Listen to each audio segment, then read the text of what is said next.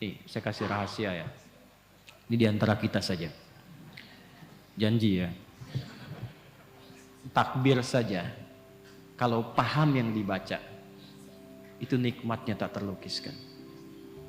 Abu Bakar As-Siddiq radhiyallahu taala anhu, itu baru takbir Allahu Akbar sudah gemetar, nikmatnya khusyuk. Ali bin Abi Thalib radhiyallahu taala anhu, Sayyidina Ali bin Abi Thalib, itu pernah kena duri yang tipis itu kan, itu sakit ya, nyabutnya sulit tuh. Apa bahasa Rusianya itu kacugak. Itu kena duri tajam, sakit dan sulit dicabut. Jadi begitu mau dicabut terasa kan. Ada sahabat bilang begini, temannya, kawan beliau, saya tahu kapannya waktu yang tepat untuk mencabut. Begitu takbir, Allahu Akbar, takbir, itu dicabut durinya, bahkan tidak ada perubahan di ekspresi wajahnya, sama persis dengan saat mulai bertakbir. Hanya satu kalimat, Allahu Akbar, ucapkan di lisan, terjemahkan di pikiran, Allah Maha Besar. Di pikiran kita mengikuti, menerjemahkan. Sebab kalau pikiran tidak mengikuti, setan memiliki celah, namanya khanzab. Ada setan penggoda orang sholat namanya khanzab. Saya tidak berani menjanjikan, tapi satu saat kalau kita nanti ada waktu, kita ngaji khusus fikih setan. Sepakat? Halo, jangan lihat saya begitu ya. Nanti ada 9 jenis setan yang harus kita waspadai. Dari mulai setan wudhu, setan rumah, setan kantor, terus setan pasar. Ada bu, setan pasar. Sekarang sudah mulai keren, jadi ke mall, gitu. Itu yang bikin ibu kalau ke mall itu pulang ke rumah masih ingat tas yang ibu lihat itu. Nah itu artinya pengaruh setan melekat sampai ke rumah, gitu. Ibu belanja tuh, padahal beli makanan aja, tapi pulang ke rumah mau tidur, Pah tadi ada yang bagus deh Pah, tas di sana itu, gitu. Nah itu ikut tuh.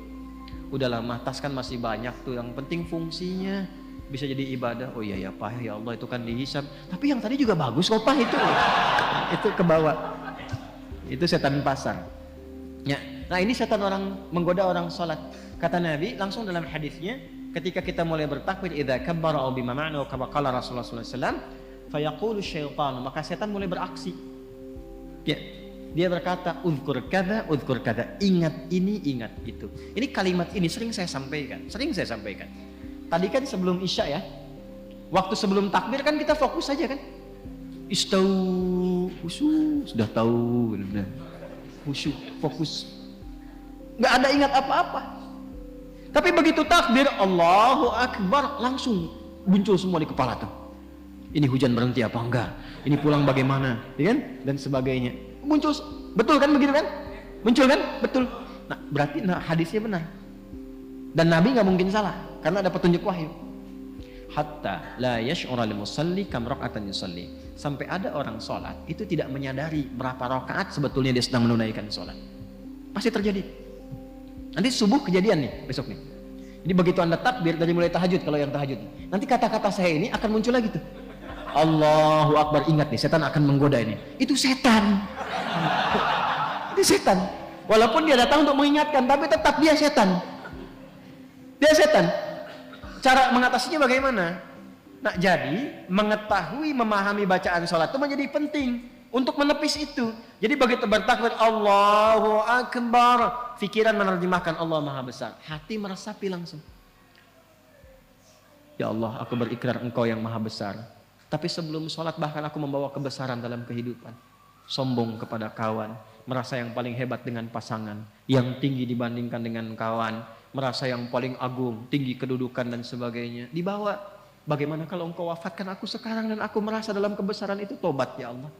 Aku mohon ampun. Ini yang membuat Abu Bakar As-Siddiq radhiyallahu taala anhu, sahabat terbaik, imannya tinggi, dekat dengan Nabi, hidupnya membersamai Nabi, hijrah jadi pendamping Nabi, di kuburan menjadi teman Nabi, di akhirat membersamai Rasulullah.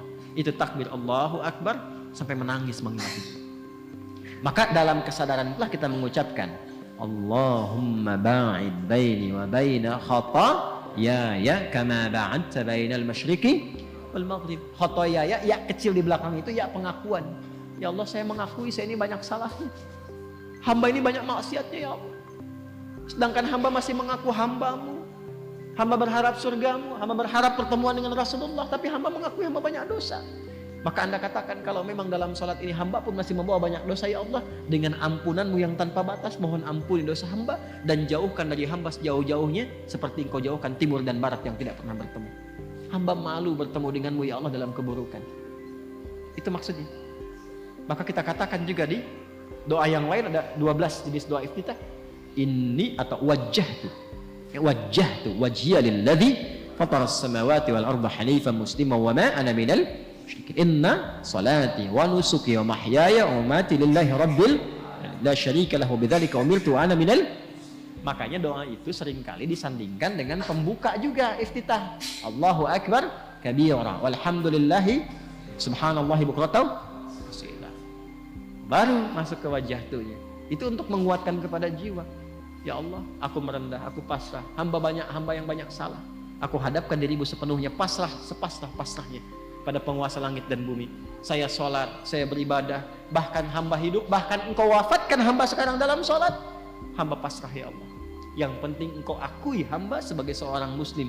Hamba berjanji, kalaupun setelah sholat ini diberikan kesempatan hidup, maka hamba akan jadi muslim yang patuh dan baik setelah ini. Wa ana minal muslimin. Buktinya apa? Setelah sholat dibawa nggak kalimat itu? Nggak terbawa karena belum memahami. Mau sampai kapan seperti itu? Sedangkan kita sudah ribuan kali menunaikan sholat. Kenapa dari sekian ribu itu tidak ada yang kita usahakan untuk menikmati sholat itu? Sudah nikmat belum? Tapi kan yang penting benar rukunnya Ustadz, betul. Dan itu mengangkat kewajiban, menghilangkan dosa. Ada pahala kalau rukun terpenuhi. Tapi problemnya, ada nggak dampaknya kepada jiwa yang terasakan dalam menjalani kehidupan dunia? Sebab dulu orang sholat itu bukan hanya menggugurkan hukum, berubah menjadi orang baik. Paham?